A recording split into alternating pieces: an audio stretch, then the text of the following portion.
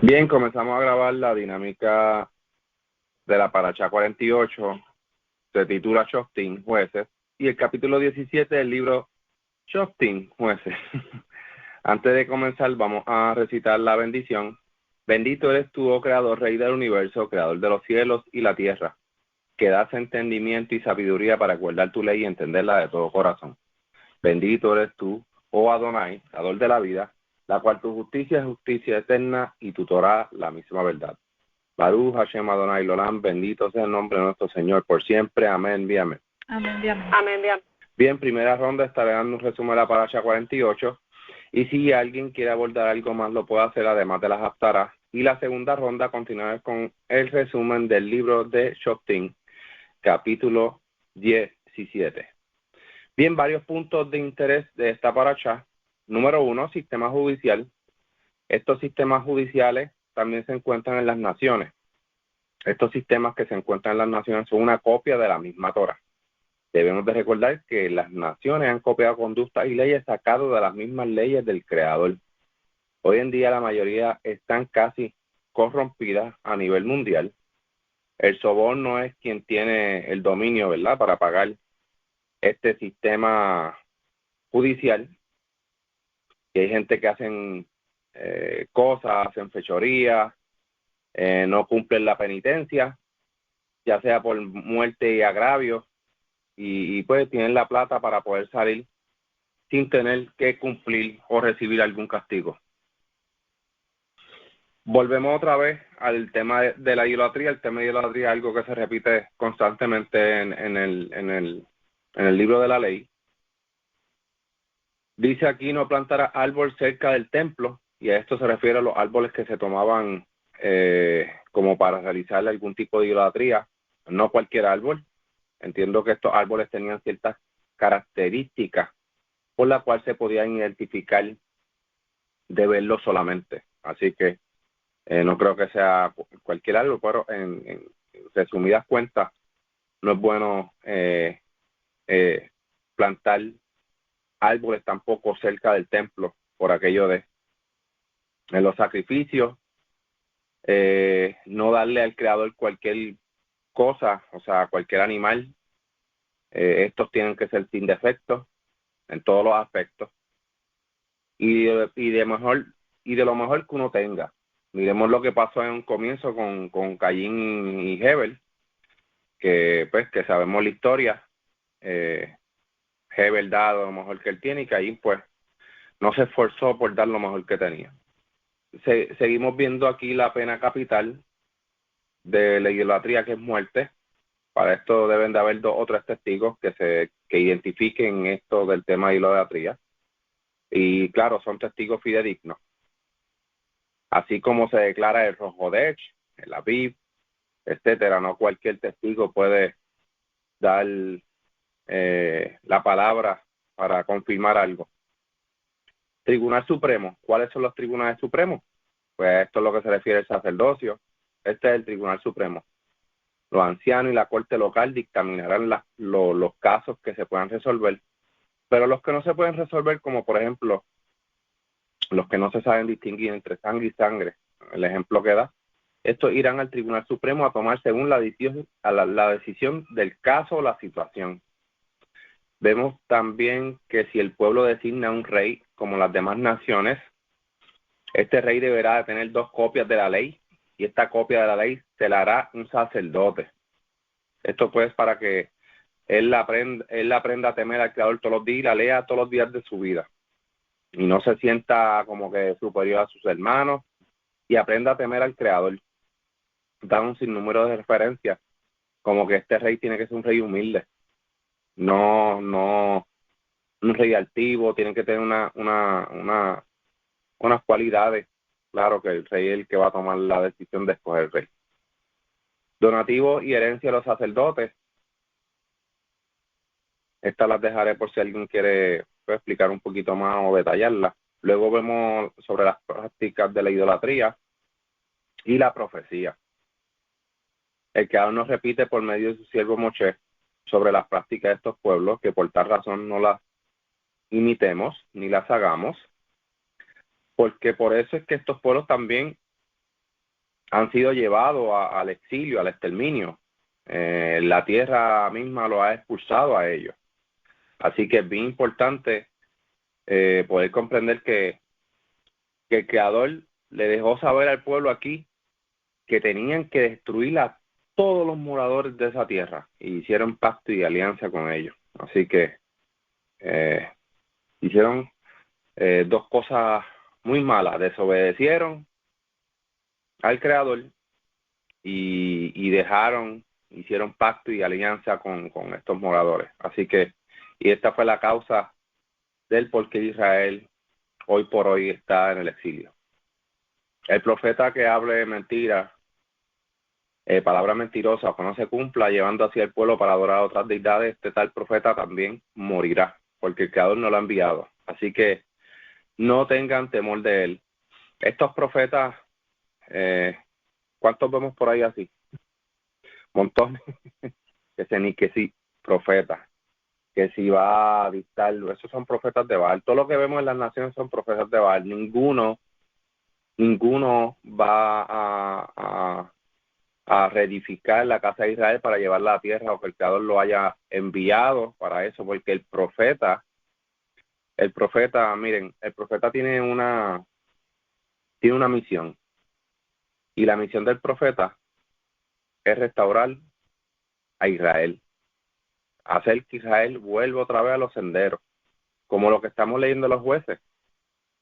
Este profeta tiene que dar la palabra del Creador para que se cumpla, y para que el pueblo pueda observar ese profeta viene por parte del Creador. Así que lo que estamos viendo en las naciones son profetas de Baal, profetas falsos, profetas pues que el Creador los permite porque pues engañan, hacen un montón de cosas y no son el profeta del que habla la Escritura. Así que estos son otro tipo de actos que no son esos profetas.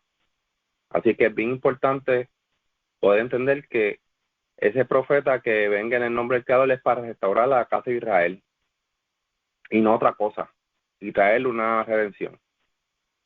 Me llamó la atención de que antes de salir a la guerra hablarás diciendo, obviamente, luego de que el sacerdote del ejército le dijera tales palabras. Al parecer había un sacerdote que salía con el pueblo antes de salir a la guerra.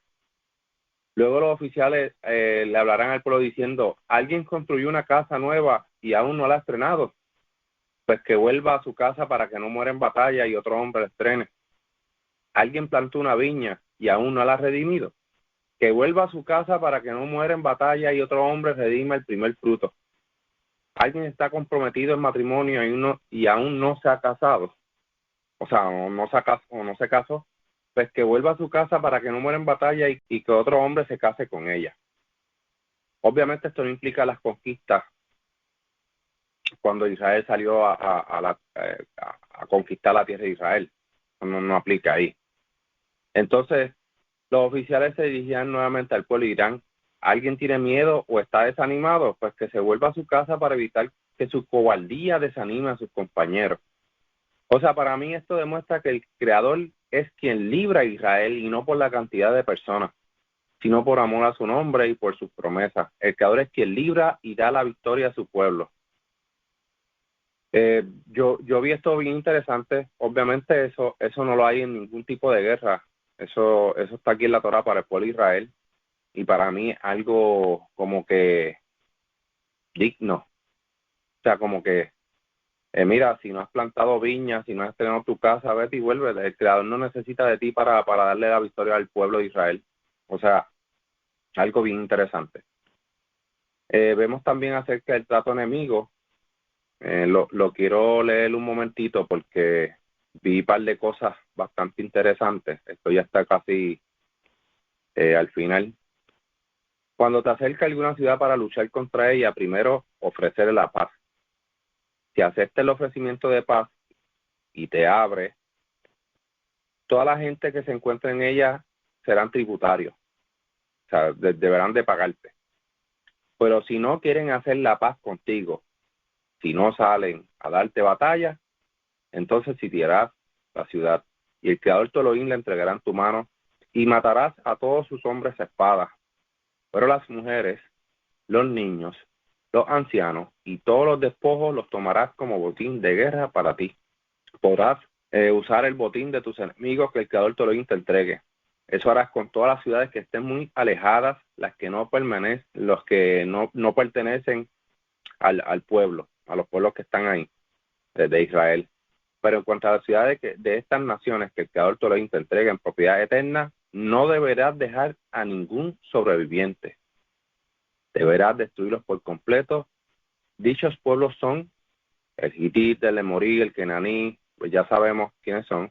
Haz con ellos tal como el Creador te lo ordenara, para que no les enseñe las prácticas horrendas que hacen en honor a sus ídolos, provocando que ustedes transgredan contra el Creador Soloín. Así que ya sabemos lo interesante de seguir las instrucciones. En otras ocasiones hemos leído la bendición y la maldición. Así que la bendición está en seguir la Torá y la maldición está en no seguirla.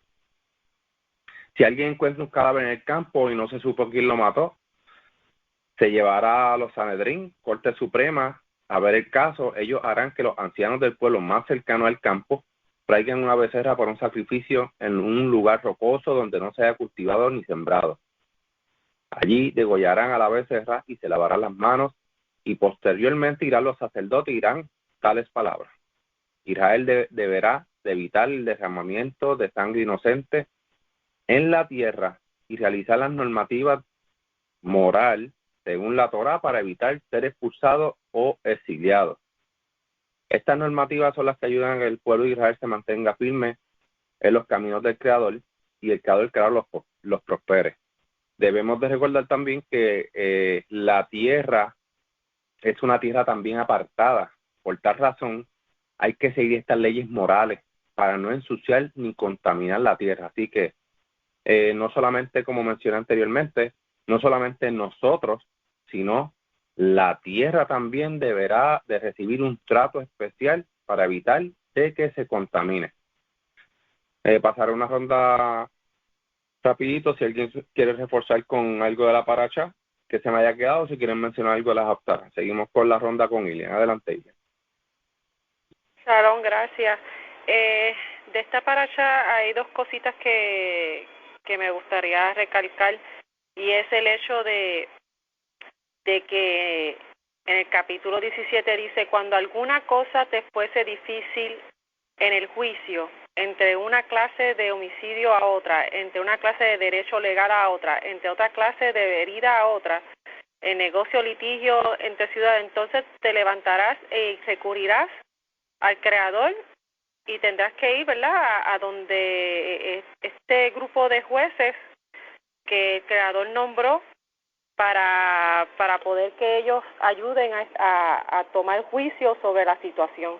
Es bien interesante porque vemos que hoy en día vemos que está este grupo de, ¿verdad?, de rabinato al que hay que obedecer ciegamente según, ¿verdad?, sus interpretaciones y su juicio. No se pueden discutir, sino que hay que obedecerla ciegamente.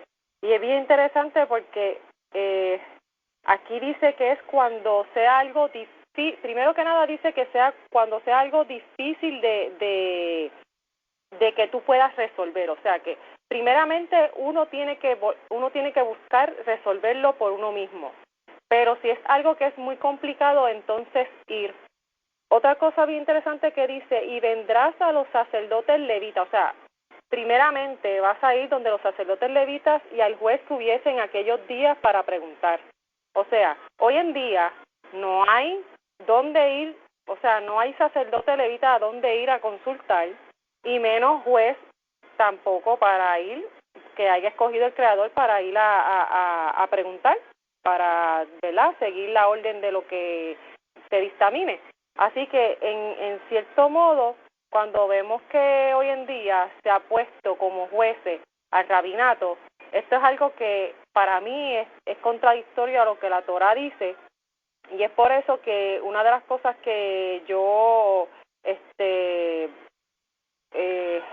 veo como como algo que bueno en el caraísmo es que el jajam, ¿verdad?, líder religioso, por decirlo así, dentro del caraísmo, los líderes, porque son unos cuantos, ¿verdad?, no están ahí como jueces para determinar lo que tú tienes que hacer, sino que ellos están como una guía en caso de que tú tengas una situación difícil o algo complicado que tú no puedas entender, tú puedes recurrir a ellos a escuchar consejos, porque hay que recordar también que la Torá exhorta también a que nosotros honremos al anciano, que aprendamos, o sea, honramos las canas. ¿Qué viene a decir esto? Que una persona que tiene más años de experiencia puede tener a lo mejor un buen consejo que darte, y uno tiene que recurrir, ¿verdad?, en momentos donde uno no sabe qué hacer, recurrir a esa persona que tenga esa experiencia.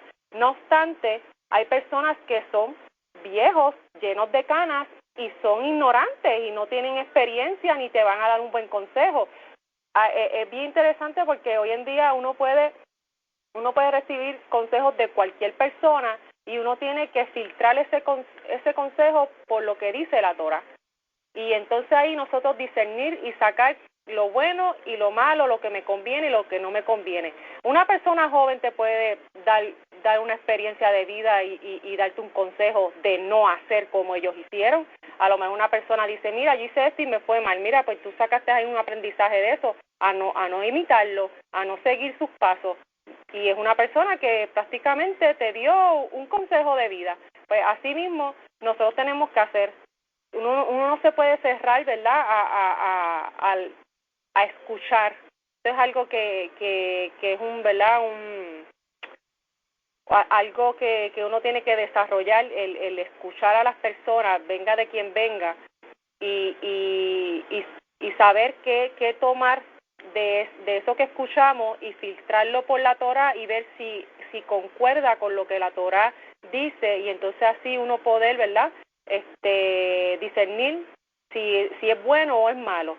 Otra cosa que me llamó mucho la atención de esta parashá es que cuando habla de los profetas falsos y de no imitar las costumbres de los pueblos que estaban, ¿verdad?, que el Creador estaba expulsando, una de las prácticas bien comunes, pero bien comunes de los pueblos que el Creador desechó para idolatrar a sus dioses, era el asesinar sus hijos, sacrificar a sus hijos para que, ¿verdad?, para los dioses. Y es bien interesante porque entonces vemos que hoy en día hay ramas religiosas donde dice que ese Dios, el Dios de Israel, que odia el sacrificio humano y que le dijo a su pueblo que no imitaran esas prácticas, que él vino y dio a su hijo humano en sacrificio por la humanidad. Entonces ahí tú dices, no, esto no cuadra, esto es completamente contradictorio a lo que el Creador habla ¿verdad?, en la Torá, en lo que es escrito, o sea, sus palabras, sus mandatos, sus mandamientos que él le dio a su pueblo.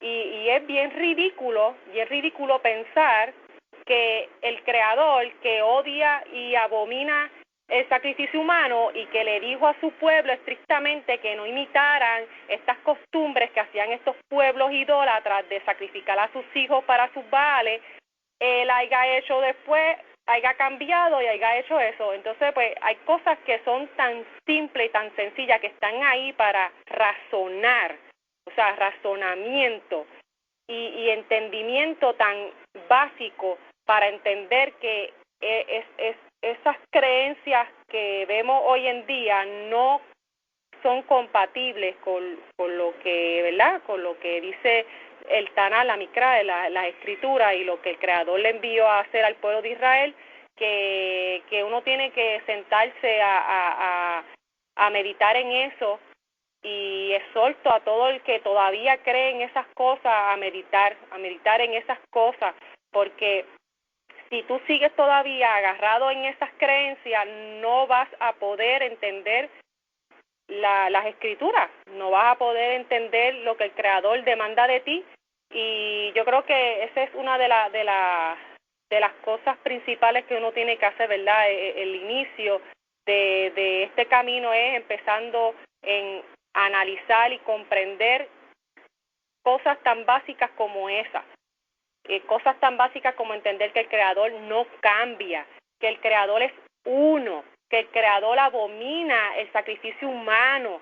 Todo ese tipo de cosas básicas son el despegue de tú alejarte de la idolatría y salirte de todas esas cosas que se te han inculcado de ¿verdad? De siempre, para poder entonces entender y seguir el camino de justicia y rectitud que el Creador, ¿verdad?, le pide a su pueblo y le pide a todo aquel que lo ama, que lo quiere seguir también, que lo siga. Y nada, eso es lo que quería, ¿verdad?, añadir sobre esta paracha. Gracias. Gracias, Ilian. Gracias por el aporte. Y abundando un poquito más sobre eso, debemos de recordar que en la creación el tiempo fue designado para la humanidad. No fue designado para el Creador. El Creador está fuera del tiempo. Cuando uno entiende que el Creador está fuera del tiempo, uno entiende que la ley del Creador es eterna, es perpetua, no se puede cambiar. Las leyes del Creador no son por tiempo. Usted no puede decir que el Creador de unas leyes en un tiempo, de otras leyes en un tiempo, de otras leyes en un tiempo, cambió de parecer. Simplemente el Creador, cuando pasó la destrucción con Noah, autorizó ciertas cosas que no estaban autorizadas en un principio. Pero eso no quiere decir que cambió su ley, no. Cambió su ley, no. La ley sigue siendo la misma. Lo que sí fue que autorizó el consumo de ciertos animales y esas características de esos animales, él no la otorgó. Así que son cosas para reflexionar, son cosas para meditar y todo lo demás. Seguimos con la ronda con Minerva. Adelante, Minerva. Sí, varias cositas de esta paracha Shoftim, específicamente que ellos tenían que designarse jueces, y entonces conjuntamente con estos jueces, pues cuáles eran estas cosas que ellos iban a juzgar delante del pueblo. Lo interesante aquí es que se le ordena que se designen jueces para tus tribus. Quiere decir que una vez estas tribus ya están designadas, las 12 tribus, cada tribu designaba jueces. Y no solamente eso, sino todos los asentamientos que se le iban a ser dados, y asegurarte que asimismo ellos practicaran un juicio honesto para el pueblo. Aquí la clave es justicia bajo una honestidad.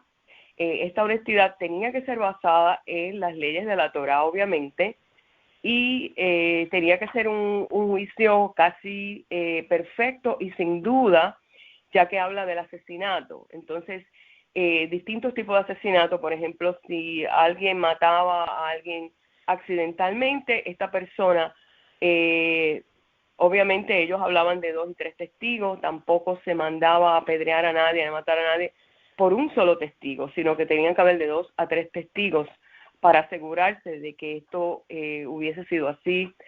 Pero si la persona era asesinada, cometió un asesinato accidentalmente, se mandaba a esto se llamaban las ciudades de refugio. Esa ciudad de refugio se enviaba a las personas que habían cometido asesinato accidentalmente, que no eran merecedores de una pena de muerte igual como ellos habían cometido, sino que era accidental. Obviamente pasaban por el juicio y ellos decretaban cuál era la pena de esta persona, y las ciudades de refugio eran uno de esas, por decir un tipo de cárcel, pero tenían ciertas libertades en estas ciudades de refugio, y era para establecer que esta persona no fuese vengada por el que fue asesinado, si decreta que fue un asesinato accidental. ¿Para qué? Porque para no derramar más sangre inocente en la tierra. Entonces, por este motivo fueron designados estos jueces y se le daba exclusivamente cuáles eran las normas a seguir. Entonces, aquí vemos que estaban distribuidos por las tribus. Obviamente hoy no hay una distribución de tribus como las teníamos aquí en la Torá en este momento, porque ya lo que es Israel, lo que es el pueblo judío, supuestamente está todo mezclado. Pues obviamente pues ellos hacen sus cortes de justicia ya a un nivel de gobierno. También se habla del monarca o rey, y cómo este rey o monarca tenía que seguir la Torá y que fuese temeroso de la Torá. Entonces, obviamente, pues estas son leyes instituidas específicamente al pueblo de Israel en la tierra. Muchos pueblos, otros países han tratado de imitar ciertas leyes y códigos para establecer constitución, para establecer gobierno. Pues se derivan muchas de estas leyes tratando pues lo más posible de ser justos o ser, por decirlo así, lo más justo posible en sus juicios. Obviamente los gobiernos hoy en día pues vemos pues no hay este tipo de conciencia de Torá, no hay una constitución basada en los mandamientos de la Torá, sino que vemos un departamento de justicia a nivel global que realmente está diseñado para meter personas en las cárceles y se ha diseñado para que este sistema devengue dinero y los jueces pues todos sean ricos. Entonces siempre hay una disparidad, que a los más pobres son los que están en las cárceles. Si no ofrecen una fianza pues se quedan en la cárcel. O sea, ¿qué justicia vemos ahí? Sino que cuando lo vemos de una manera global, pues esa justicia ni se asemeja a esta justicia que ha decretado aquí Elohim para su pueblo. Entonces, habla también de penas por la idolatría.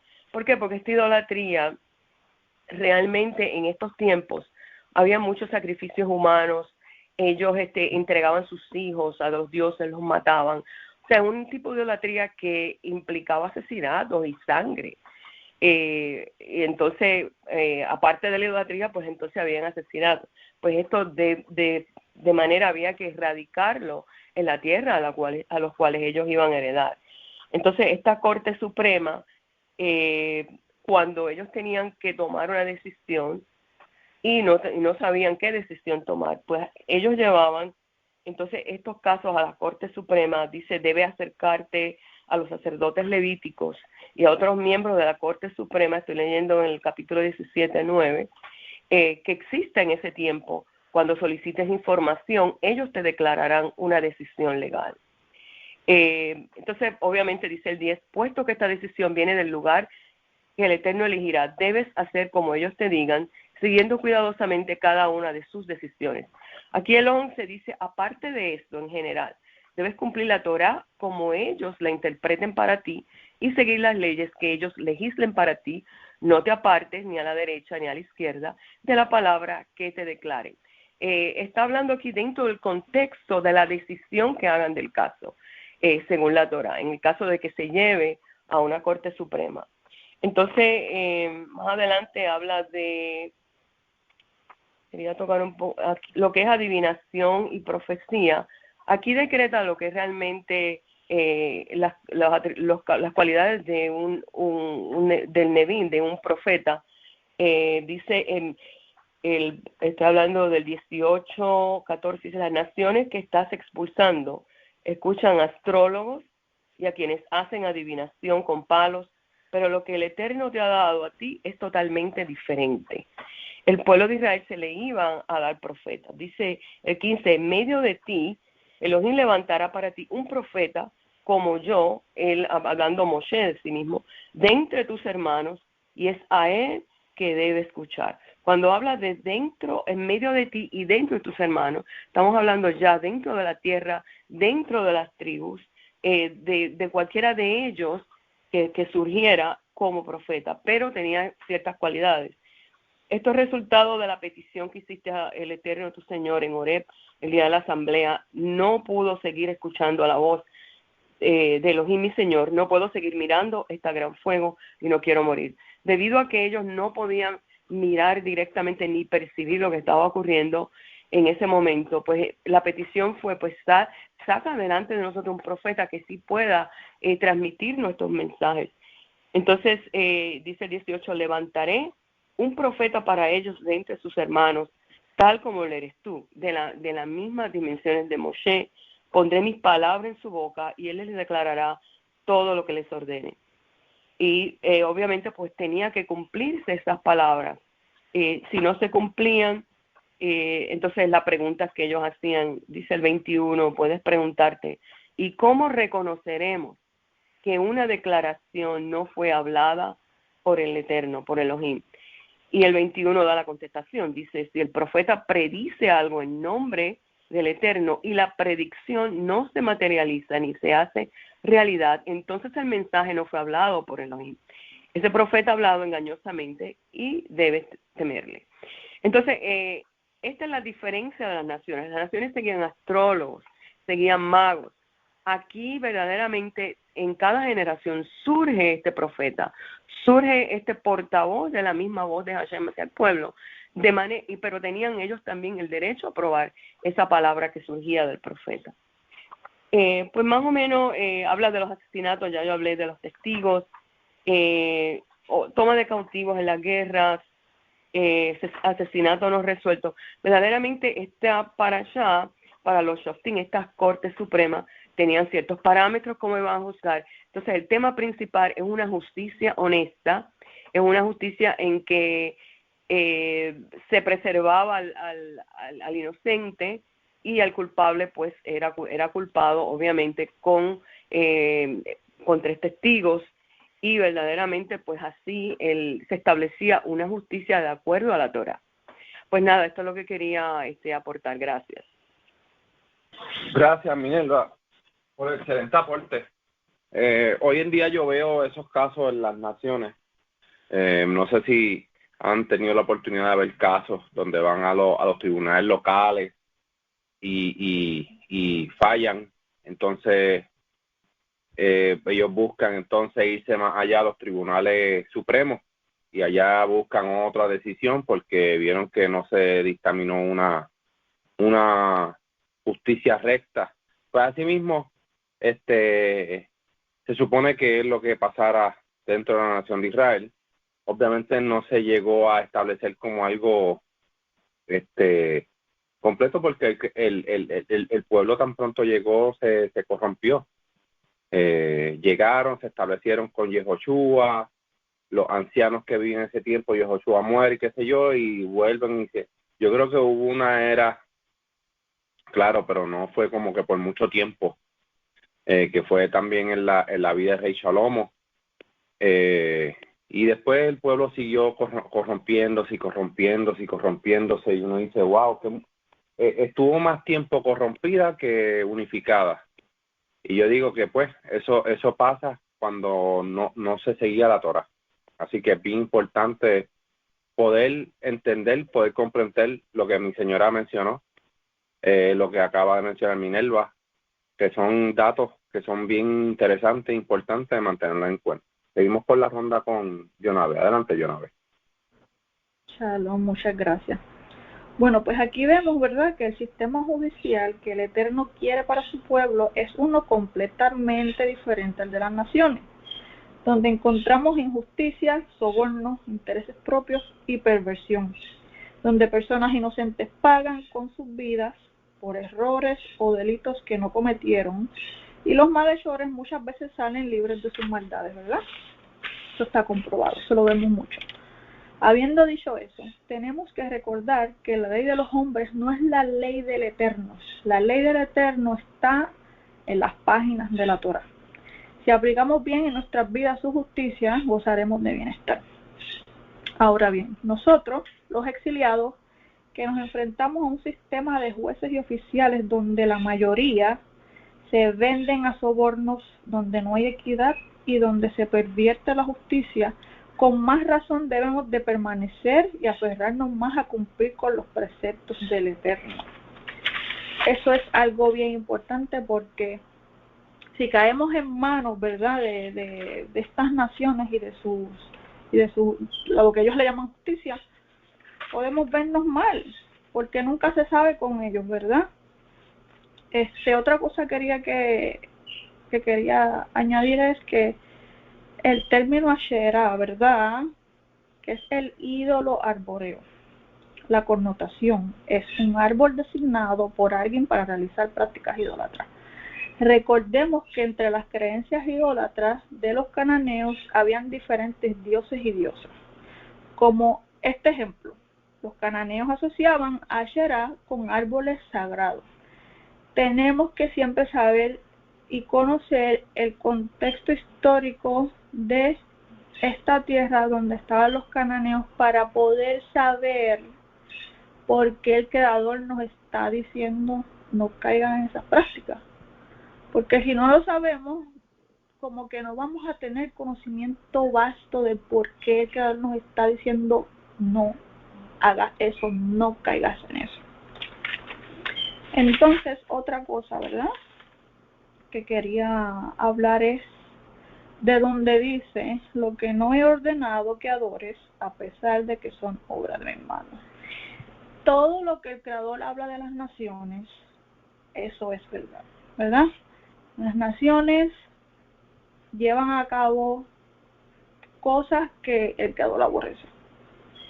Comen sangre, adoran cualquier tipo de cosas, adoran la luna, las estrellas. Sí, adoran, como dice ahí, la obra de las manos del Creador, pero no le dan mérito ni quieren saber quién es el Creador verdaderamente. No quieren buscar quién creó estas cosas a las que nosotros estamos adorando, que obviamente, como dice el texto, no debemos hacerlo. Entonces, vemos que hoy día se sigue practicando eso. O sea, la gente, vamos a adorar las estrellas, vamos a adorar el cielo, la luna, quieren comer todas las cosas que son impuras, y es increíble que ya desde este momento hasta hoy nada ha cambiado. O sea, las naciones siguen siendo y practicando lo que el Creador ya nos dijo, y eso, o sea, si tú no abres los ojos con eso, verdaderamente no sé cómo los vas a abrir. Y por último, ¿verdad?, ya que hablamos de todo eso, el pueblo con humildad le pedimos al Eterno que nos envíe al Mesías para que imparta justicia, para que el mundo entero reconozca al único y verdadero Creador de todas las cosas, y que la justicia se lleve a cabo no solamente en el pueblo, sino en el mundo entero. Que todos reconozcan al Creador y podamos adorar en paz. Y pues nada, eso era lo que quería añadir.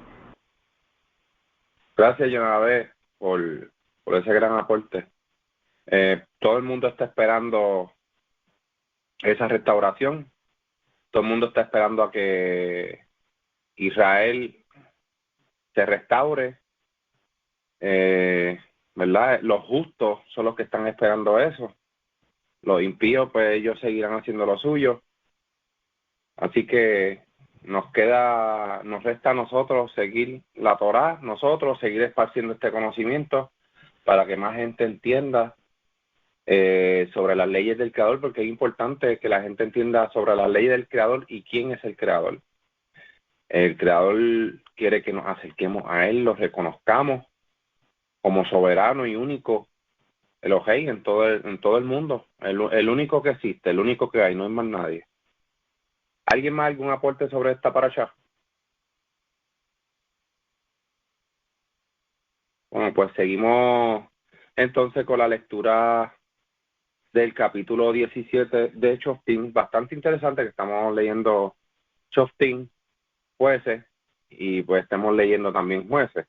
Así que hay algo que se compagina aquí, interesante, que voy a leer. Un hombre de la serranía de Efraín llamado Mijaihu le dijo a su madre: los 1100 ciclos de plata que te robaron, por lo que proferiste una imprecación que repetiste en mi presencia, yo tengo esa plata, yo la tomé. Su madre dijo: bendito del Creador sea mi hijo. Él le devolvió los 1100 ciclos de plata a su madre, pero su madre dijo: yo consagro la plata al Creador, transfiriéndola a mi hijo para hacer una imagen tallada, una imagen fundida. Ahora te la devuelvo. Pero él le devolvió la plata a su madre, y su madre tomó 200 siclos de plata y se los dio a un herrero. Este hizo de ella una imagen tallada, una imagen fundida, las cuales se guardaban en la casa de Mijaihu. Ahora bien, el hombre, Mijá, tenía una casa como un atrio o algo, una casa, se le dice como un lugar, que él separa un lugar como para el creador. Había hecho un efod y un terafín, y había inducido a uno de sus hijos a que fuera su sacerdote. En aquellos días no había rey en Israel. Cada persona hacía lo que le placía. O sea, aquí lo que nos quiere decir es que cada quien hacía lo que le daba la gana de hacer. Hubo también un joven de Betlehem, de Yehudá, del clan de Yehudá. Era levita y había residido allí como forastero. Este hombre había dejado el poblado de Betlehem, de Yehudá, para fijar su residencia donde quiera que pudiera hallar un lugar. En su viaje, llegó a la casa de Mija, en la serranía de Efraín. Mija le preguntó, ¿de dónde vienes? Él contestó, soy un levita de Betlehem, de Judá, y estoy viajando para fijar mi residencia donde quiera que haya un lugar. Mija le dijo, quédate conmigo y sé un padre y sacerdote para mí, y te pagaré 10 ciclos de plata al año, una muda de ropa y tu alimento. Y el levita estuvo en acuerdo. Y accedió el levita a quedarse con el hombre, y el joven vino a ser como uno de sus propios hijos. Mija consagró al levita, y el joven vino a ser su sacerdote y se quedó en el santuario de Mija. O sea que Mija había hecho un santuario allí.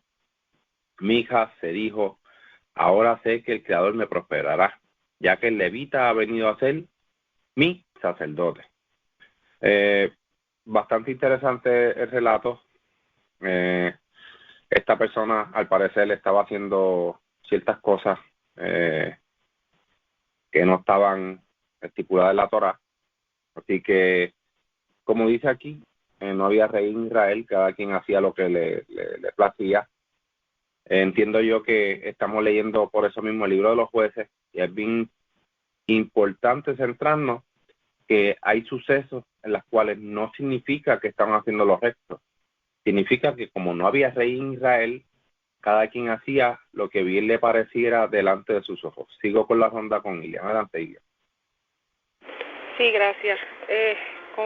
En referencia a lo que acabas de mencionar último, es bien interesante porque vemos prácticamente que el pueblo genuinamente sentían que estaban haciendo lo que estaba bien ante sus ojos.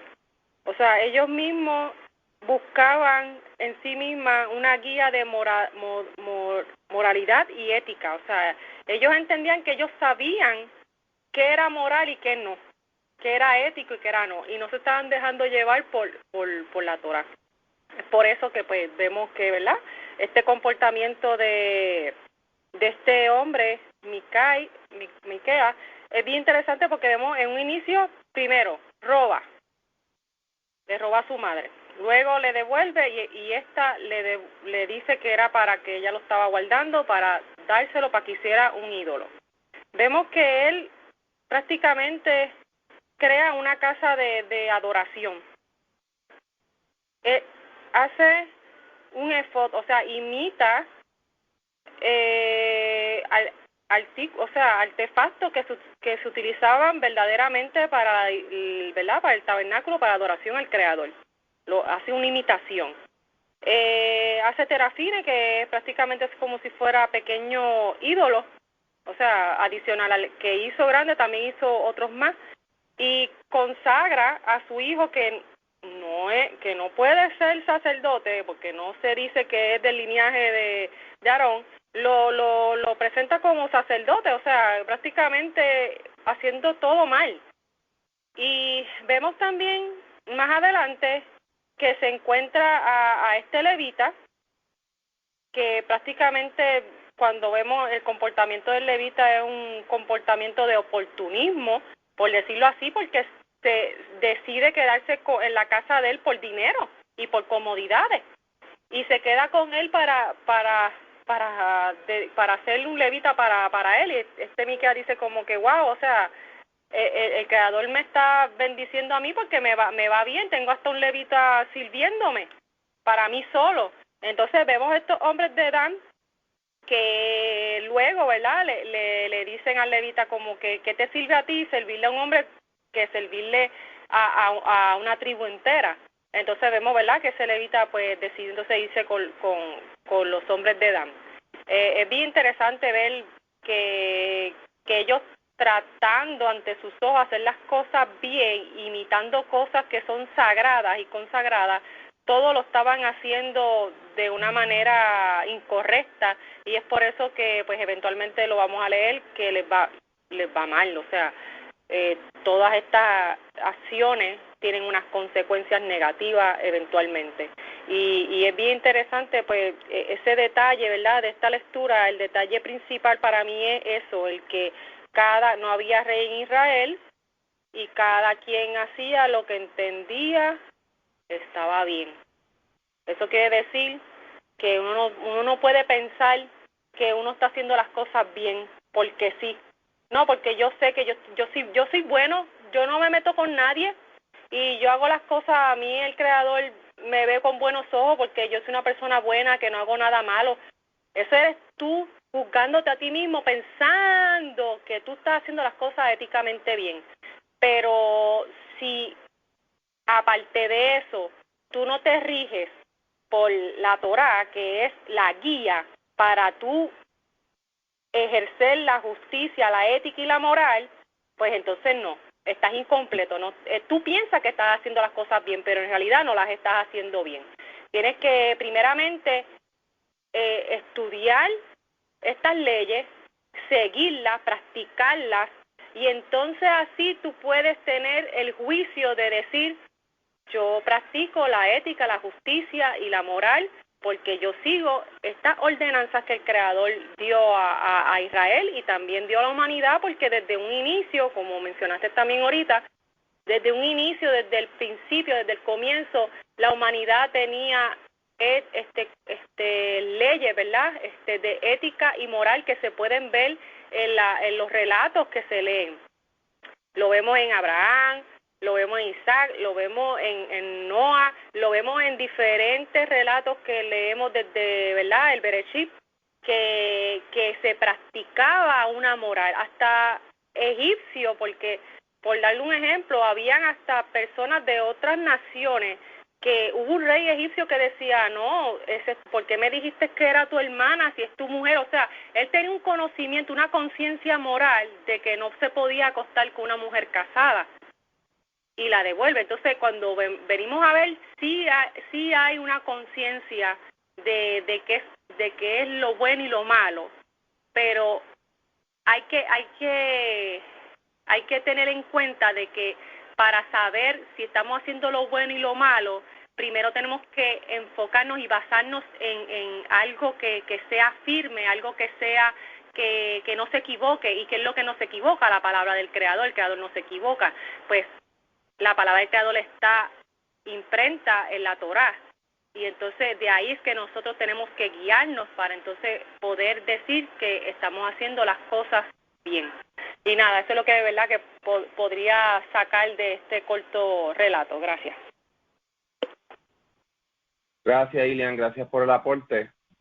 Hay un relato cuando David está llevando el arca, aparentemente estos bueyes donde estaban llevando el arca, la carroza se empieza a mover y el arca tira como a caerse. Viene esta persona que está también en el grupo de David y alcanza para que esta arca no cayera al suelo.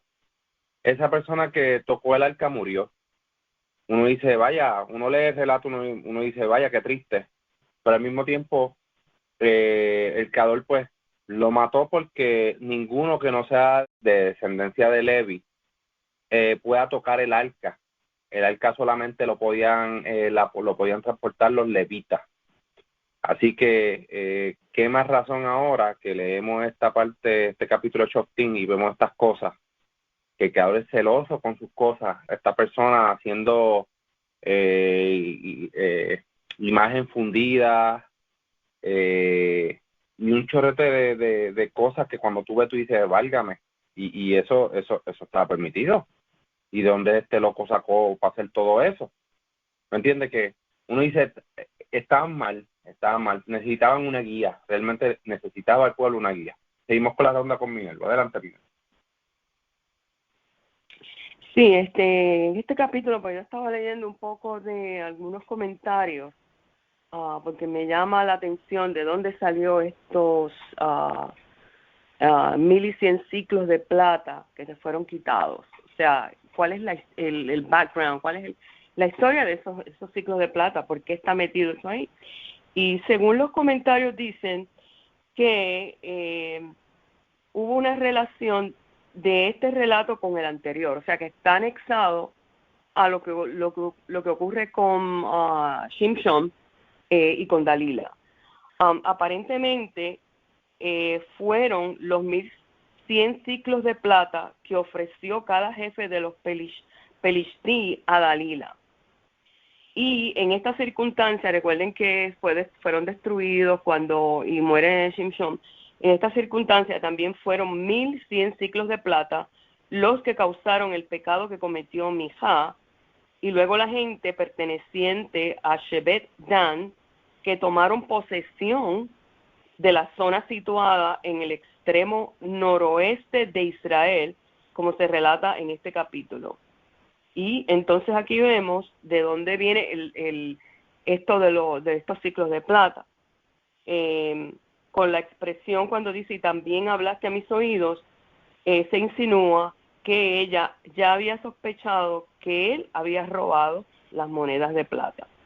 Entonces, habiendo dicho esto de las monedas de plata, con el background de Shimshon, todo eso,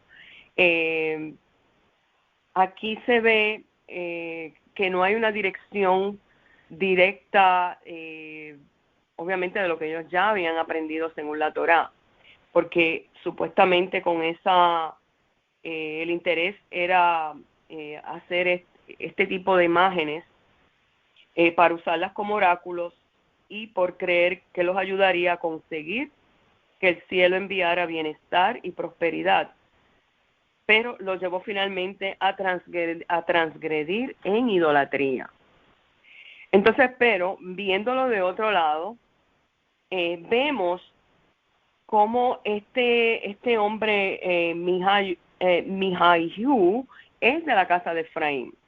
Cuando nosotros vemos la casa de Efraín, que se identifica como las tribus del norte, que fueron las 10 tribus que supuestamente se perdieron y comenzaron a asimilarse en la idolatría, vemos cómo son reivindicados y son como un tipo de restauración, y lo puedo ver también como un tipo metafórico y posiblemente con unos espejuelos proféticos de lo que iba a ocurrir en el futuro, si lo podemos ver así también espiritualmente.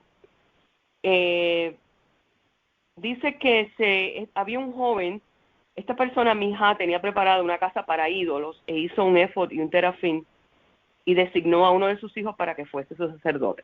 Estamos viendo representación de la casa de Efraín, cómo ellos iban a asimilarse y iban a entrar en idolatría.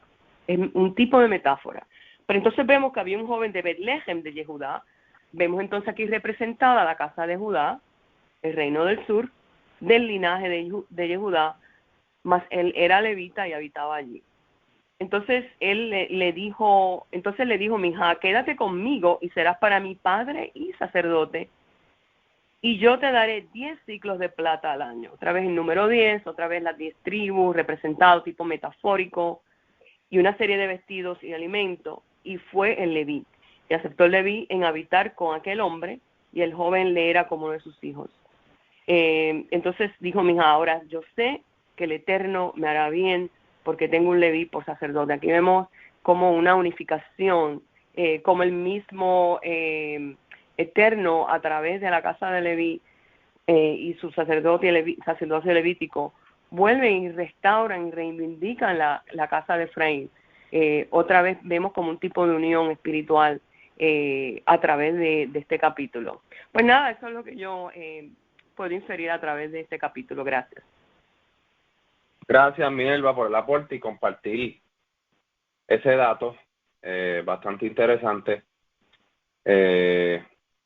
Hablando de lo que habías mencionado de Dan, recordemos que Shimshon viene de la tribu de Dan. Entonces vamos a ver en otro capítulo cómo la tribu de Dan se acerca a este Mijayu y al levita. O sea, bastante interesante. O sea que lejos no andaban. Y sí, tiene que ver algo con ese dinero. Tuvo que haber sido de los capítulos anteriores. Obviamente por eso es bueno seguir leyendo la secuencia de Shoftim, de estos libros, de estos capítulos, porque nos van a arrojar luz en los próximos capítulos que vamos a estar leyendo. Así que es bien importante que cuando uno esté sacando uno esté dando una referencia, como la solemos escuchar por ahí, o la vemos por ahí en la internet y todo lo demás, es bueno decir, ajá, ¿y de qué se está dando esa referencia? Hay que ir a los capítulos anteriores, porque ahí te va a decir de quién están hablando, a quién le están dando eso, por qué pasó eso. Mucha gente que tiene la costumbre de estar sacando estos textos de su contexto para dar énfasis a algo que ellos quieren darle, pero no.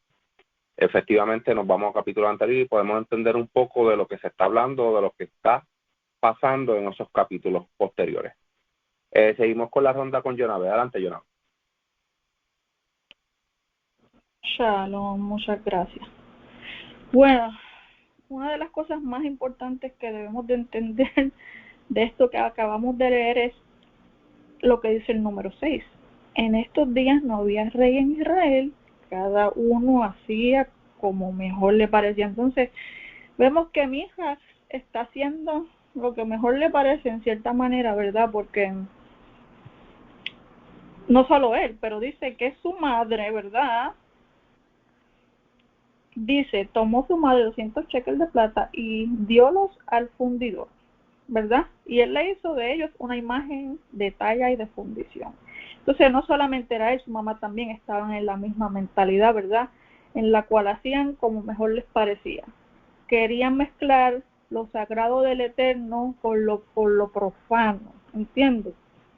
Bien, dice aquí, ahora sé que el Creador me hará bien. So, él estaba seguro de que él estaba haciendo lo correcto, ¿verdad? Y si tomamos un ejemplo que hoy día vemos que las naciones quieren poner un Baal sobre el Creador, quieren asegurar que el Creador está con ellos, pero a la misma vez son idólatras y están haciendo todo al revés, están haciendo todo como a ellos les parece, no como la Torah lo especifica. Y más allá vamos a poner otro ejemplo. ¿Qué ustedes pensarían si hoy día el pueblo de Israel dice, llegó el Mesías, pero no está el profeta Elías para decir y dar fe de que eso es cierto? Estarían haciendo como mejor les parece y no lo que especifica la Torah, ¿verdad? Entonces tenemos que estar conscientes, ¿verdad?, de lo que estamos haciendo, cómo estamos actuando, si verdaderamente el Creador le dice sí a lo que estamos haciendo. ¿Y cómo nos aseguramos de eso? Es aferrándonos a Torah, como dije ahorita, cumpliendo con los preceptos y esperando en el Creador, ¿verdad? No tratando de tomar decisiones como mejor nos parezca. Y pues nada, eso es lo que quería añadir. Gracias, Jonabe, por el aporte. No es la primera vez que ya se escucha que se levantó el Mesías en Israel y nada ha pasado. Pues cada quien hace lo que mejor le parece. En las naciones, el pueblo de Israel está esperando ese momento, así que hacemos lo que nos parece recto delante de nuestros ojos, porque no hay rey en Israel que gobierne ahora mismo Israel. Israel lo que tiene un sistema laico, así que es bien importante cada quien hacer la porción que le corresponde, ni más ni menos. Voy entonces a leer la Haftará, es cortita, así que la Haftará es de Yeshaya 51:12 al 52:12. Dice, soy yo quien los consuela. ¿Por qué le temes a hombres mortales, criaturas humanas que son como la hierba? Te olvidaste del Creador, tu Hacedor, que extiende el firmamento y puso los cimientos de la tierra. Continuamente vives aterrado, sin cesar, por la furia del opresor que se prepara para destruirte. Pero ¿dónde está la furia del opresor? El cautivo rápidamente será liberado y no morirá en el sepulcro, y no le faltará pan. Pues yo soy el Creador tu Elohim, quien agita el mar y ruge en las olas, cuyo nombre es el Creador de los ejércitos. Yo puse mis palabras en tu boca, y a la sombra de mi mano te protegí, para implantar el firmamento y cimentar la tierra, y para darte a Sión. Tú eres mi pueblo. Despiértate, despiértate, levántate, Jerusalén, tú que tomaste de la mano del Creador la copa de su ira. Tomaste el recipiente hasta el fondo, hasta la borra de la copa del desconcierto.